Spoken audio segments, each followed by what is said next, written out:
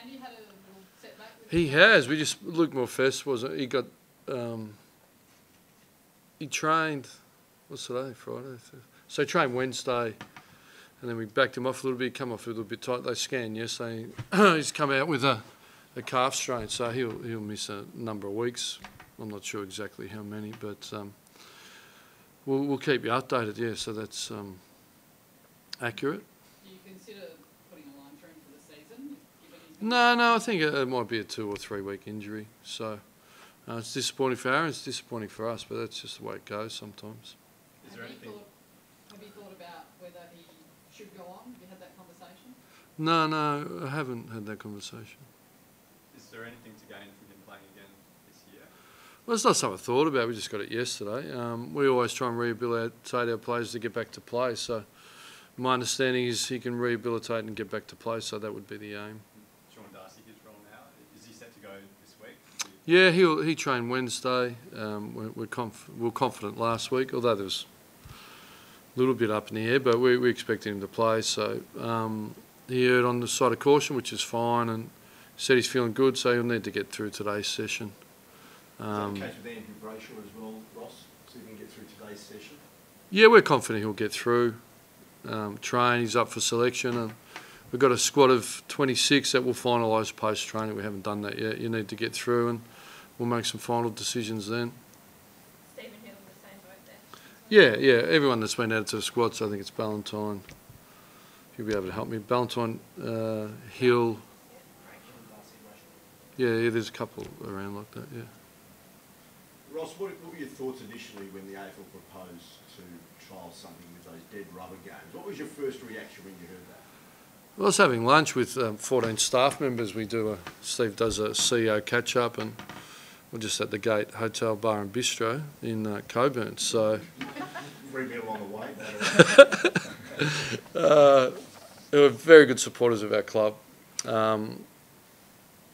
And Steve mentioned it, so our club position is, I was on 3W, and then the club released a statement just saying, I think it's a moot point now because the Gillen said it's unlikely. So it's all unlikely, so it doesn't really matter what I think. But the club position is we'll work our way through it, and I think that was the statement. Can you help me? I can't remember. What the club statement, so I can't remember. Thought about it, Ross. Was it mind-blowing they even contemplated something like that? Well, I haven't really put my mind to it, to be honest. I've been preparing for Hawthorn, and there's a lot of noise around the game at the moment.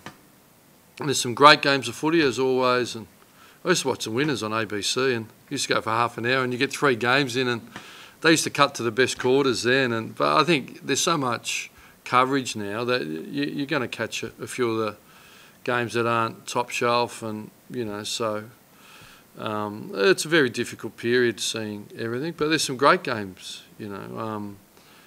But the custodians of the game and those that oversee it are the AFL and Richard Gorder and his team. So I believe in their leadership. I believe in Steve Hocking and Gillen and what they're doing, and at the right time they'll communicate to the clubs, and hopefully we'll all get through this in a positive way. So do you think it's a bit of a myth that the game's not as attractive as the last one? Bridget, you're trying to put words into my mouth. No, yeah, the game's certainly changed. Scoring goes up and down, but it's not dramatic. Again, it's dangerous as a coach to buy in. I think people are entitled to buy into it. I've got no passion at the minute to buy into it because I think all it does is add to the confusion and the hysteria, really. And I think people are going about it methodically. The aim and alignment to the Charter of Game's healthy, but clearly it's a difficult thing to decide what to do. And then when you decide to do it, then implement it. And that's where the umpiring really comes into it.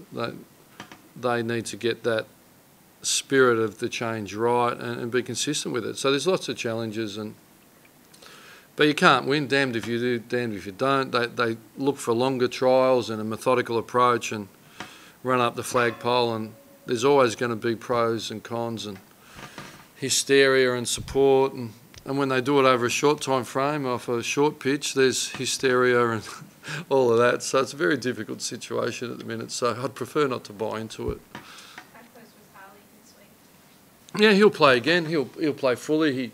He was unrestricted last week. So from here, and he ramped his run up, so he needs to ramp it up a bit more. Clearly we got benchmarks and his form was solid. But for the calibre player Harley is, and he was the first to say, look, I think I definitely need another game down there.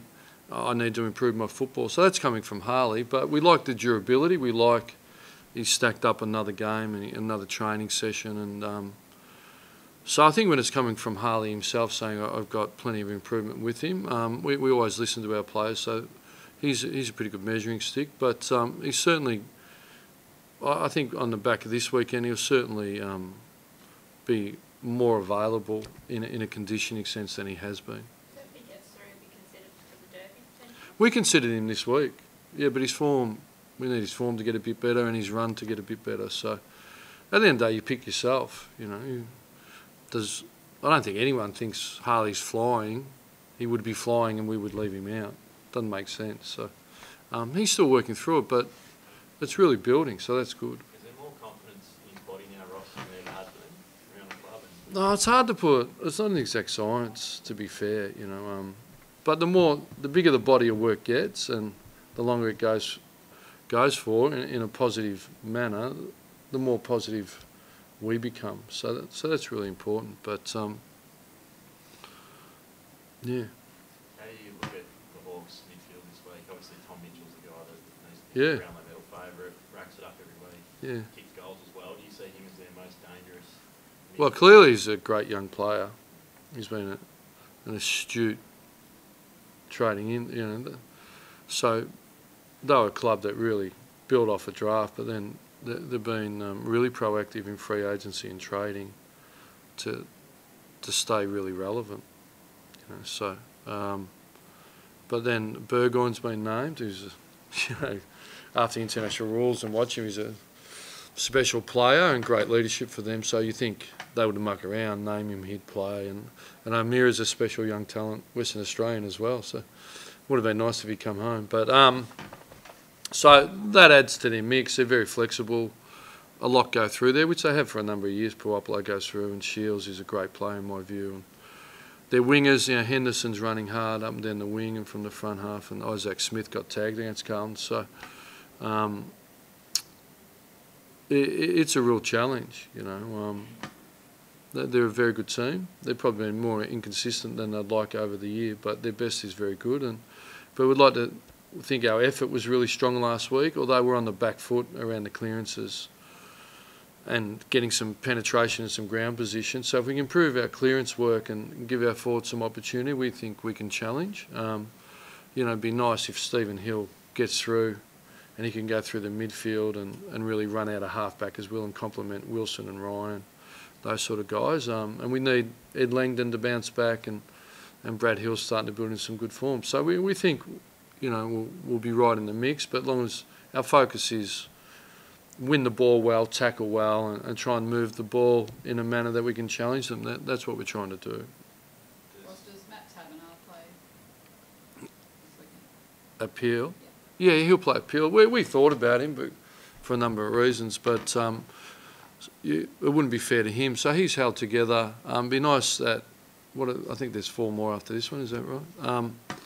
That, you know, would look, if you could hit form and run well, we're crying out for a big, strong man. You know, if you look at their front half, I stayed over and watched them, and it was Roughhead, Gunston, Sean Makers, Puopolo, Bruce with, you know, Whitecross and that floating through, Isaac Smith. It's a premiership, you know, front half, so a lot of quality. So, you know, we're a bit thinner in that area, obviously, but young Cox is coming through and we're playing Jones and Gyro. So it would be great if we could bring Taberner in, a big, strong man that could give us a presence and draw the ball. Do you have an idea of how many minutes you want him to play this weekend?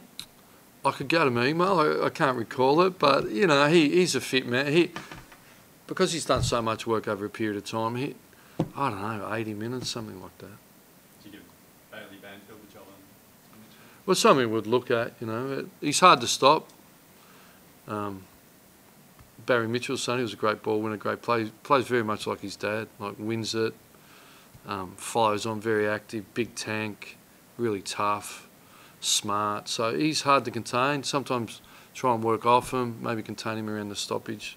They're all things we're thinking about. You know, it was a challenging match committee. In terms of the learning curve for Bailey, what would that represent? Really good, yeah. I think it's a great observation. He's playing on some great players. And look, we haven't tagged him every week. He's played forward in his own right. We haven't tagged every week. And he went to Merritt last week, really good for 3 quarters. Merritt worked off him a bit in the last. So that's a bit about conditioning, a bit about his teammates helping him. So the beauty of Bailey, we're just not locking down. Bailey wins his own ball as well. You know, he was one of our high possession winners.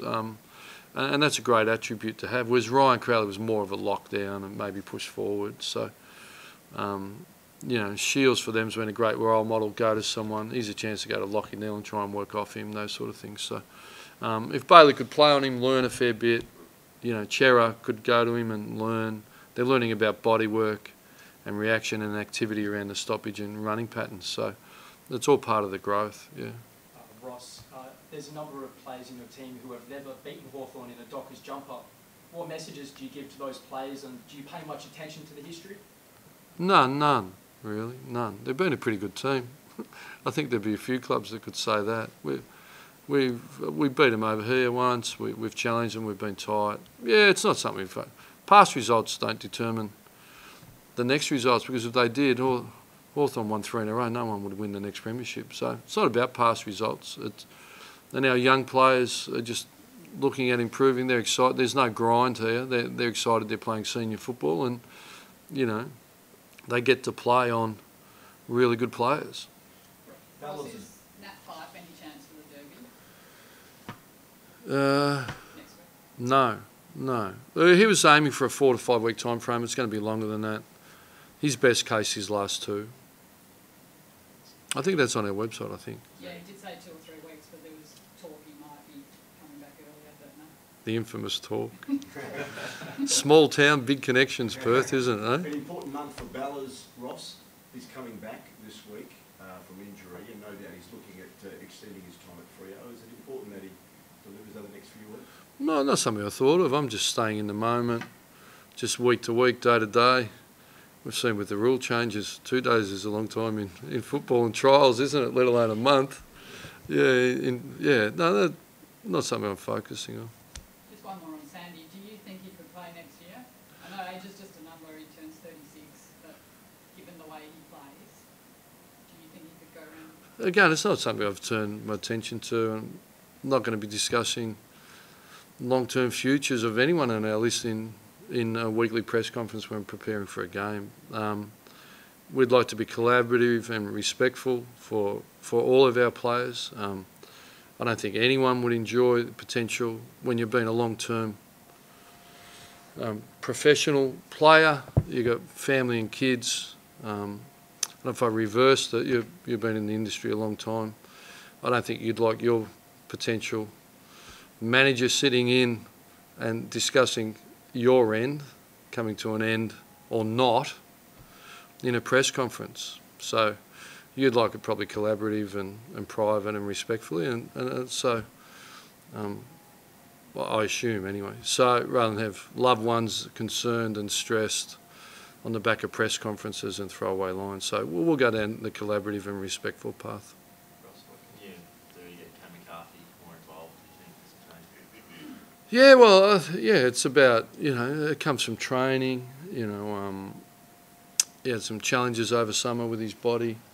But again, the supply hasn't been that great, do you know what I mean? So give him more supply, but in the end, you've got to become self-contained. We can support, but in the end, you've got to do the work, compete fiercely and get a good work rate. And everyone goes through these periods where it's tough, and sometimes you just got to put your work boots on and your overalls and work through it. Sometimes there's no other way. You've probably been in your career where times are tough and it's not going your way, and you just got to do the work until you come out on top, and that's what we're aiming for as a club, and individuals sometimes have got to do that as well. And I know I've experienced that as well. Thanks, guys.